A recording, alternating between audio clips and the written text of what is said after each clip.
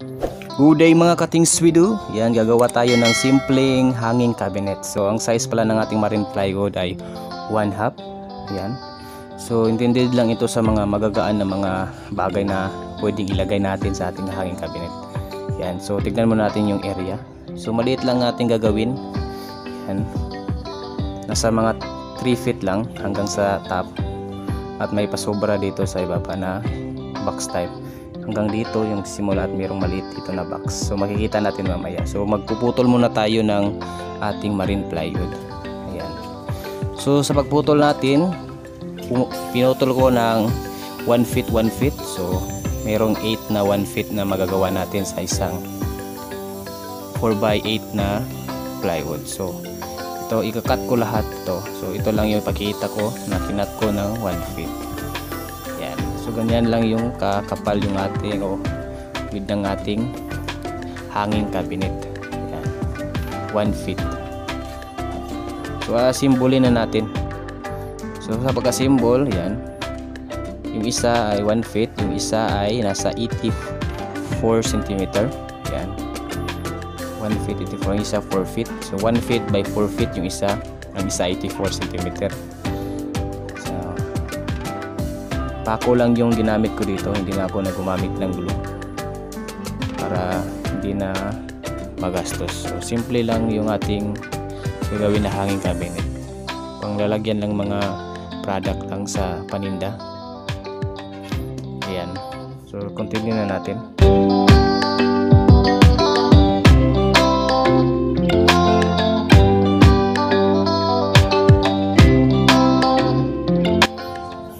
Yan, yung isa naman ay haba niya ay 102 cm. So pinasobrahan ko siya. So label siya sa kabilang size. Yan, para pantay. Ito yung sobrang box sa ilalim para lalagyan ng mga ano gusto mong ilagay dyan.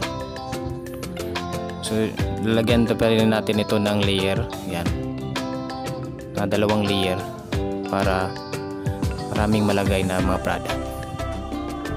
Ito yung una. Yan, at next, kumbaga tatlo lahat pwedeng lagay. So maglalagay naman tayo ng kanyang support.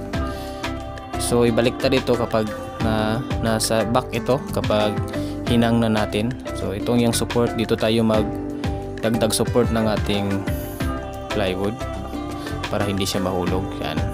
Pati din tatlong support itong nilagay natin para sa likod mamaya. Makikita nyo mamaya sa paghahang natin. So lalagyan ko din ito ng divider sa gitna. Yan, so hindi naman siya komplikadong ikabit. So simpleng hanging cabinet lang, hindi yung typical na mamahalin. Yan.